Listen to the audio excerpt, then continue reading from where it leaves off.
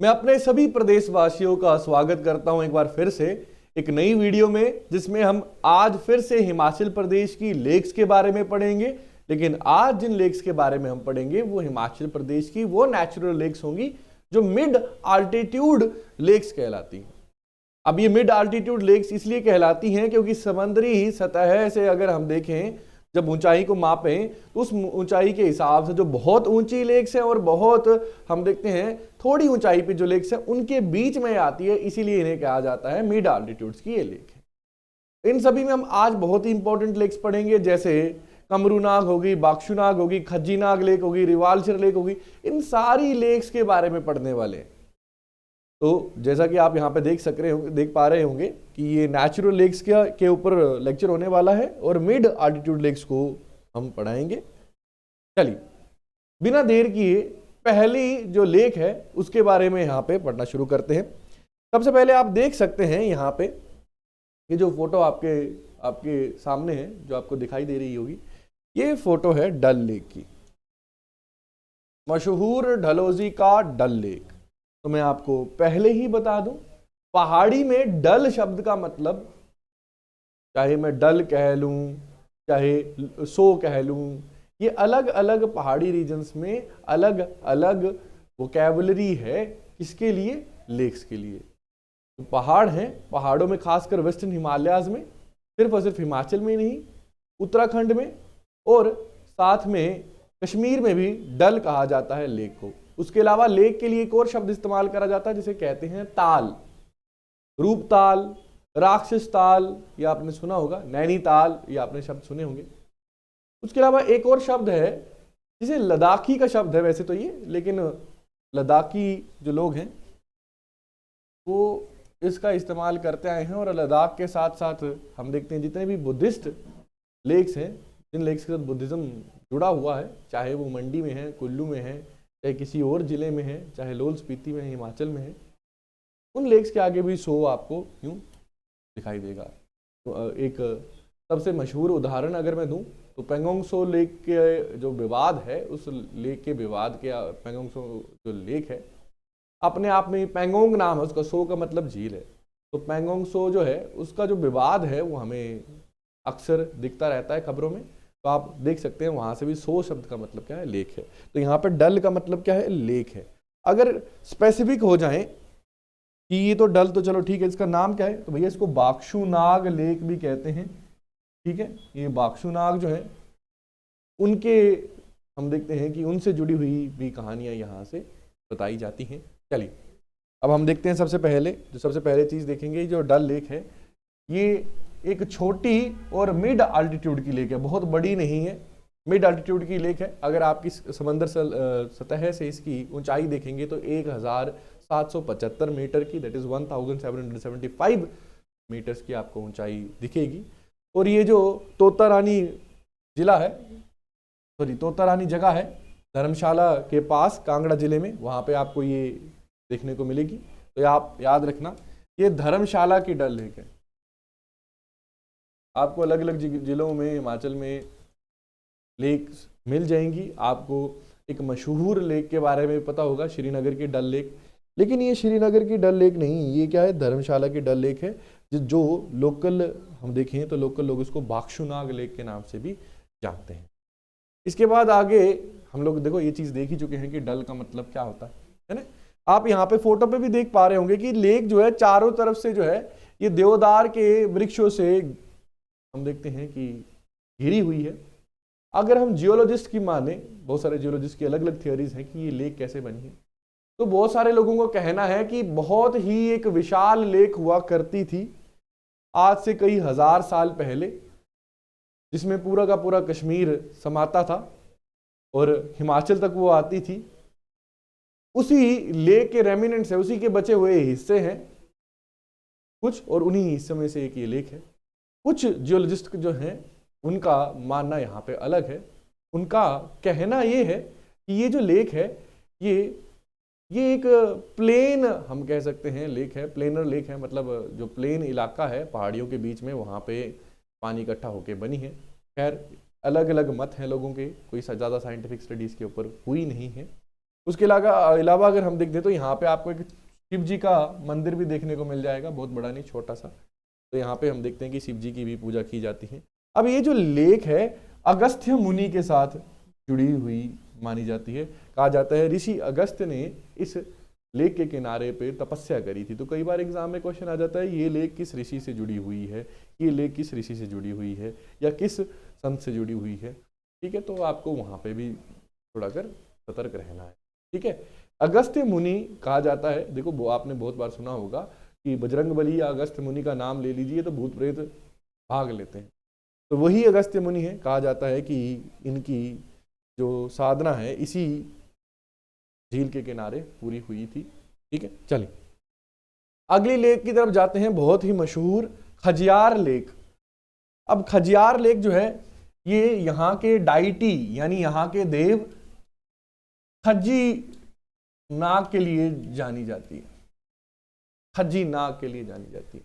अब कहानी इसकी यूं शुरू होती है, पहले थोड़ा बैकग्राउंड देख लें, उसके बारे में इस लेक के बारे में जाने। आप देख सकते होंगे बहुत ही सुंदर यहाँ पे आपको बहुत ही सीनिक व्यू आपको देखने को मिलेगा, बहुत ही सुंदर जो दृश्य है आपको यहाँ पे देखने को मिलेगा। कहा जाता है कि एक दौर था जब चंबा रियासत नहीं बनी थी, उससे पहले ठाकुरों का और राणों का राज हुआ करता था हिमाचल के अलग अलग क्षेत्रों में। वैसे ही उस दौर में हम देखते हैं कि चंबा में भी राणों का राज हुआ करता था। उस दौर में राणों को दूर जहाँ पे उनका डेरा था या फिर जहाँ पे वो रहते थे, मतलब वहां से दूर उनको कुछ चमकता हुआ दिखता है, उन्हें लगता है खजाना है। जब वो टटोलने जाते हैं तो पता चलता है कि भैया ये तो नाग हैं। 4 भाई थे, 4 अलग अलग नाग थे। वो उनको पालकी में लाते हैं और नाग उन्हें आदेश देते। देखो ये मिथोलॉजी है, तुम्हें पता होनी चाहिए। बाकी इसका कोई साइंटिफिक, इन चीज़ों के साइंटिफिक एविडेंस की हम लोग कोई गारंटी नहीं दे पाएंगे आपको। चलिए, तो ये कहा जाता है कि जो नाग हैं वो कहते हैं कि जहाँ पे पालकी भारी होना शुरू होगी वहाँ से हम लोग क्या करेंगे, अलग हो जाएंगे। और एक वक्त के बाद देखते हैं कि चारों नाग अलग हो जाते हैं। उनमें से जो एक नाग है वो खज्जी नाग भी थे, वो आके एक जगह में अपना रैन बसेरा बसाना चाहते थे, बसना चाहते थे, जहाँ पे आज खजियार लेक है, वहीं की बात हो रही है। लेकिन कहते हैं कि वहाँ पे झील के किनारे पहले से ही एक जो है मुनि तपस्या कर रहे थे, या फिर कह सकते हैं कि एक बाबा तपस्या कर रहे हैं, सिद्ध बाबा कहा जाता है। अब कहते हैं कि एक खेल में सिद्ध बाबा को खज्जी नाग अपने बड़े भाई की मदद से हराते हैं और उसके बाद सिद्ध बाबा वहाँ से चले जाते हैं और नाग को कहते हैं तू यहाँ पे ही खा और जी। तो वही कहते हैं कि खा और जी से ही एक शब्द बन के आया जिसको कहते हैं खज्जी, और वही बाद में जो नाग है उनका नाम पड़ा खज्जी नाग। और यहीं से हम देखते हैं कि इस जगह का नाम पड़ा जो है खजियार, और यहाँ पे जो लेक है वो खजियार लेक के नाम से जाने लगे। कुछ लोग कहते हैं कि पांडव जब वनवास में आए थे तो यहाँ पे वो रुके थे, और जब आप खजियार का मंदिर भी देखोगे तो वहाँ पे आपको 5 पांडवों की प्रतिमाएं दिखेंगी जो चंबा के राजा ने वहाँ पे बनवाई थी। अच्छा, तो यहाँ पे कहते हैं कि ये भीम ने अपने, देखो हिमाचल में कुछ भी आपने सुना होगा अपने दादा या दादी से या जो आपके बुजुर्ग हैं उनसे जरूर आपने सुना होगा कि कुछ भी हिमाचल में कोई लेक है, कुछ भी है, मंदिर है, तो कहते हैं किसने बनाया, पांडवों ने। और लेक या कुछ ऐसा विशाल स्ट्रक्चर है तो कहते हैं पक्का यहाँ पे या तो भीम ने अपना गोडा मार दिया या अपनी कोहनी मार दी, हाथ रख दिया, है ना। ये मिथोलॉजिकल जवाब है। लेकिन साइंटिफिकली अगर देखें तो ये कहा जाता है कि एक बहुत बड़ी लेक हुआ करती थी जो अब सूख रही है, श्रिंक हो रही है। ठीक है, अब ये इसका अगर तुम व्यास देखोगे तो बहुत ही कम हो चुका है। पहले जो आपको यहाँ पे ये चारों तरफ एक मैदानी इलाका दिख रहा है, यहाँ पे पूरे में एक लेक हुआ करती थी, चारों तरफ से पहाड़ों से घिरी हुई है। यह बहुत ही खूबसूरत है। यहाँ पे एक बार जो हम देखते हैं स्विस गवर्नमेंट के लोग आते हैं और जब इसको देखते हैं तो बहुत ही प्रसन्न होते हैं और कहते हैं हमें ऐसा लग रहा है कि हम कहीं और नहीं, स्विट्जरलैंड में ही हैं। इसलिए इस जगह का नाम, खजियार जगह का नाम, और इस लेक को हम देखते हैं कि मिनी स्विट्जरलैंड की तरह भी जाना जाता है, जो भारत के, हिमाचल के नहीं, भारत के टूरिज्म में एक बहुत ही इंपॉर्टेंट अपनी आइडेंटिटी रखती है। चलो अब हम देखते हैं, आपने ये जान ही लिया होगा कि चंबा जिले में ये स्थित है और ये क्या है, एक मिड अल्टीट्यूड लेक है जिसकी ऊंचाई 1951 मीटर, दैट इज 1951 मीटर्स की हाइट पे सी लेवल से ये है। डलहौजी और चंबा टाउन के बीच में ये लेक आपको दिख जाएगी। यहाँ पे आपको बहुत ही हम देखते हैं अच्छा लैंडस्केप देखने को मिल जाएगा। वैसे तो माना जाता है कि लगभग 1200 एडी के आसपास जो यहाँ पे मंदिर है, आप यहाँ पे देखोगे पीछे आपको एक मंदिर दिखाई देगा, खज्जीनाग का मंदिर, वो यहाँ पे बन चुका था। चंबा के राजा ने बनवाया था, कुछ लोग कहते हैं किसी और ने बनवाया था, लेकिन जो यहाँ पे जो सबसे रिसेंट या सबसे हम देखते हैं कि भयावह, जो सबसे हम कह सकते हैं भयावह नहीं कहेंगे, भव्य कहेंगे, भव्य मंदिर जो है ये यहाँ पे बनवाया था दाई बाटलों ने। ये दाई थी राजा पृथ्वी सिंह की, जिन्होंने पृथ्वी सिंह को बड़ा किया था। तो वो बहुत ही ज्यादा हम देखते हैं कि श्रद्धालु थी, और उन्होंने क्या करा कि यहाँ पे जो खज्जीनाग का मंदिर है उसको पूरा करवाया। तो याद रखना, राजा पृथ्वी सिंह की बात कर रहे हैं, 17वीं शताब्दी की बात कर रहे हैं। उस वक्त में हम देखते हैं कि दाई बाटलों ने ये मंदिर बनवाया खज्जीनाग का। और ये लेक जो है आप देख सकते हैं, ठीक है, ये जो लेक है ये चंबा जिले में है, बहुत ही फेमस लेक। इसके बाद आते हैं भैया खजाने वाली लेक की बात करते हैं, ठीक है। आपने के से खजाना याद रखना है, के से कुमारवा और के से कमरूनाग। खजाने वाली लेक की बात करते हैं, बचपन में देखते थे ना, एक टापू है उसके अंदर खजाना है छुपा हुआ, या लुटेरों ने अपना खजाना छुपा दिया। यहाँ पे लुटेरों की नहीं, देवों के खजाने की बात करेंगे। जैसे आपने बचपन में सुना होगा कुबेर के पास अपना खजाना होता था, वैसे ही खजाने की बात करेंगे जो खज्जीनाग का, सॉरी खज्जीनाग कहीं कमरूनाग का खजाना बताया जाता है। चलिए पहले से जुड़ी कहानियां जान लेते हैं। तो यहाँ पे जो लोकल लोग हैं उनका कहना है कि जो कमरूनाग है वो कोई और नहीं, बार्बरिक है। ये वही बार्बरिक हैं जिनका जिक्र हम लोगों को अक्सर महाभारत में देखने को मिलता है। ये वही बार्बरिक हैं जो पांच पांडवों में से जो दूसरे सबसे ज्येष्ठ थे, यानी भीम थे, भीम के पड़पोत्र हैं, पड़पोत्र भी नहीं कहेंगे, पुत्र हैं, ठीक है, पुत्र का पुत्र है। जैसा कि हम जानते हैं कि भीम का पुत्र तो घटोत्कच कहा जाता है, घटोत्कच का पुत्र आगे बार्बरिक था। तो बार्बरिक बहुत ही बलशाली माना जाता है, और माना जाता है कि देखो कुछ लोग इनको खाटू श्याम की तरह भी पूजते हैं। अगर आप हरियाणा में जाओगे तो माना जाता है कि जो बार्बरिक हैं वो इतने शक्तिशाली थे कि सबसे ज़्यादा हम देखते हैं कि ये माना जाता था कि शक्तिशाली और सबसे ज़्यादा ये बड़े महारथी इनको माना जाता था, बड़े योद्धा माना जाता था उस वक्त में। तो श्री कृष्ण देखते हैं कि अगर ये पांडवों की तरफ आ गए तब तो अच्छा है, लेकिन वो जो बार्बरिक है वो अड़ जाते हैं, कहते हैं कि जो पक्ष हारने लगेगा मैं उसकी तरफ लड़ूंगा। अब ये उसकी तरफ लड़ेंगे तो वो जीतना शुरू कर देगा, फिर दूसरे की तरफ, ऐसे तो युद्ध कभी खत्म ही नहीं होगा। इसलिए कृष्ण जो है, श्री कृष्ण अपनी कूटनीति का इस्तेमाल करते हैं, बार्बरिक को एक, हम देखते हैं, आपने सबने कहानी सुनी होगी, कहा जाता है कि आप एक तीर से, एक पेड़ है इसके सारे पत्तों को बीन दीजिए। इसी दौरान हम देखते हैं कि वो तीर चलाते हैं, सारे पत्ते जो हैं एक तीर में पिरो देते हैं, लेकिन एक पत्ता जो था श्री कृष्ण ने अपने पांव के नीचे छुपा के रखा था। अब शर्त ये थी कि अगर बार्बरिक हार जाते हैं तो उनका जो सर है वो धड़ से अलग कर दिया जाएगा। अब इससे पहले बार्बरिक कहते हैं श्री कृष्ण से कि मुझे, चलो मैं आपकी बात मानता हूँ, मुझे क्या है, इच्छा है पूरा का पूरा युद्ध देखने की।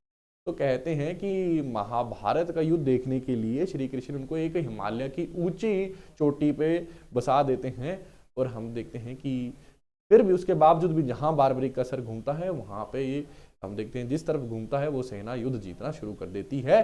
तो श्री कृष्ण क्या करते हैं, कहा जाता है कि बड़े पत्थर के साथ बांध देते हैं बार्बरिक का सर, और वो अब सिर्फ पांडवों की तरफ देख पाते हैं। अब उनको प्यास लगती है, तो उनकी प्यास भी बहुत विशाल है, विकराट है, तो उसको बुझाने के लिए इनके जो दादा हैं भीम हैं, वो कहा जाता है कि अपनी हथेली से एक झील बनाते हैं। उस झील को हम देखते हैं कि आप कमरूनाग झील की तरह जानते हैं, और कहा जाता है कि इस झील की रक्षा बहुत सारे नाग जो हैं वो करते हैं। इस पूरे की पूरी झील के इर्द गिर्द कुछ आपको ऐसे वृक्ष मिल जाएंगे जो नाग की आकृति की तरह देखने पे लगते हैं, उनको देख के ऐसे आभास होता है कि ये कोई नाग हैं या सर्प हैं। तो कहा जाता है कि वो इसकी रक्षा करते हैं। हर साल लोग क्या करते हैं, यहाँ पे जाते हैं, कहा जाता है कि जून के महीने में जो है बार्बरिक जी या फिर हम कहें कमरूनाग दर्शन देने आते हैं। लोग अपनी मन्नतें पूरी होने पे मन्नतें मांगते हैं यहाँ पे, और पूरी होने पे सोना चांदी सिक्के पैसे इवन जो उन्होंने पहना या कुछ भी जो उनकी, हम देखते हैं जो उनके पास धन है, उसको इस झील में डालते हैं। और ये कई हजारों सालों से परंपरा चलती आई है। किसी ने भी यहाँ से आज तक कुछ भी नहीं निकाला है। कोई भी 1 रुपया या एक छोटा सा, हम देखते हैं कि धन की राशि भी यहाँ से निकाली नहीं गई है। तो इस वजह से कहा जाता है कि हजारों सालों से यहाँ पे एक बड़ा खजाना बन चुका होगा, लेकिन कोई उसे निकालने की कोशिश नहीं करता है। कहा जाता है कि क्योंकि इसकी रक्षा खुद कमरूनाग और उनकी सेना कर रही है।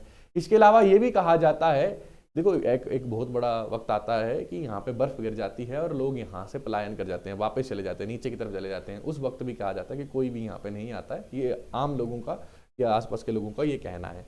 अगर इस झील की बात करूँ तो ये मंडी जिले में आपको देखने को मिल जाएगी और बहुत ही खूबसूरत मिलेगी। 40 किलोमीटर दूर है मंडी से, ठीक है। सर्दियों में बर्फ भी यहाँ पे बहुत अच्छी पड़ती है। लोग यहाँ पे सोना चांदी जवाहरात अपनी जो भी इच्छा से, जब उनकी मनोकामना पूरी होती है तो वो चढ़ाते हैं।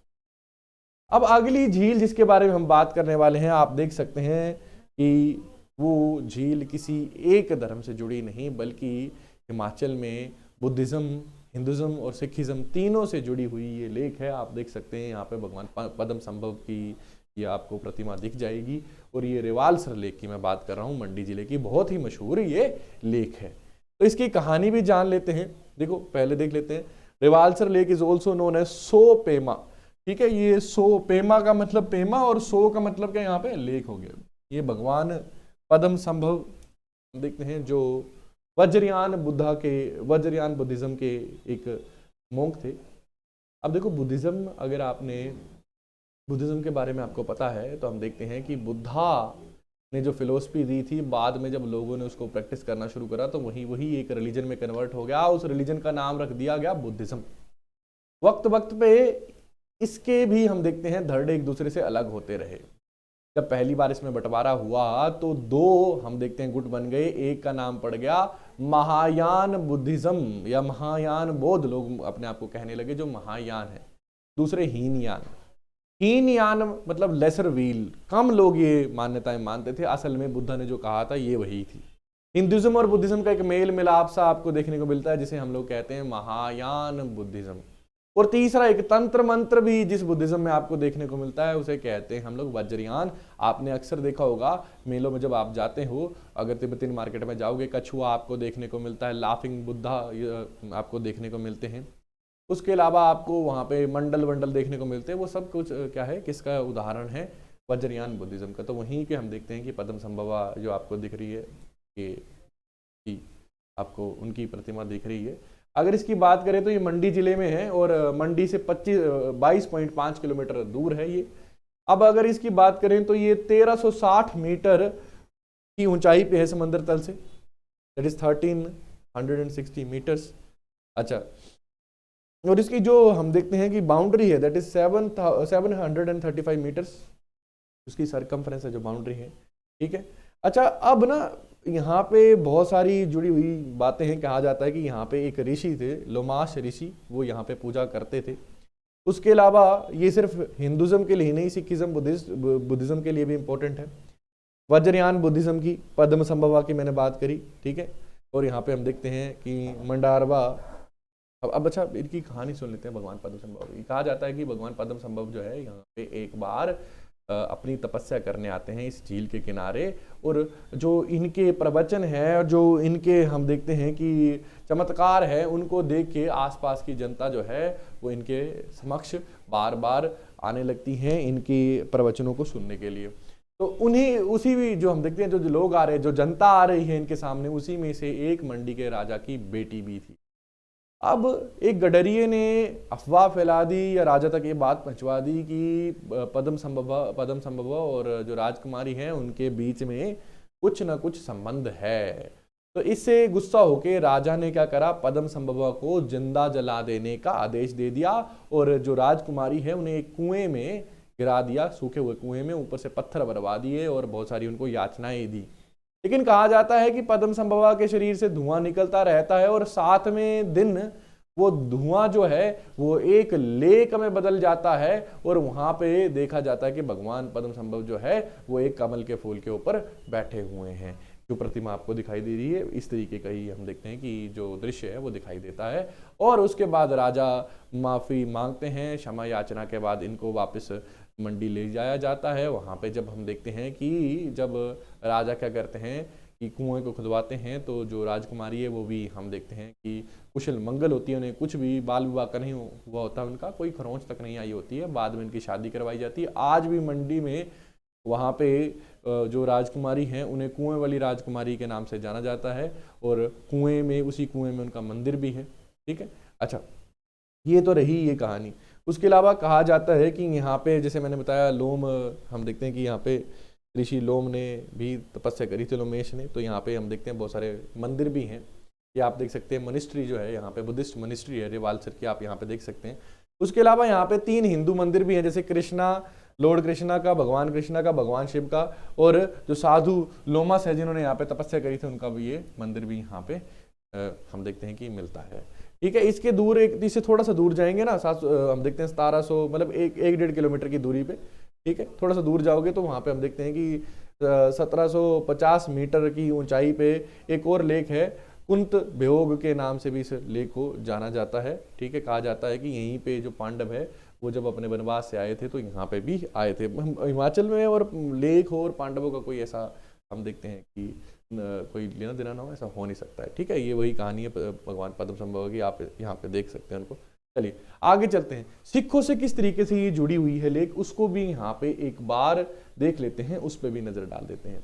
तो बहुत सारी कहानियां हैं। ठीक है, कहा जाता है कि एक भक्त होते हैं रेवा, वो अपनी पूजा करते हैं, लेकिन उनको एक राक्षस तंग करता है, तो वो गुरु गोविंद सिंह जी की मदद लेते हैं। गुरु गोविंद सिंह जो सिखों के 10वें गुरु थे, वो उस राक्षस का वध करते हैं।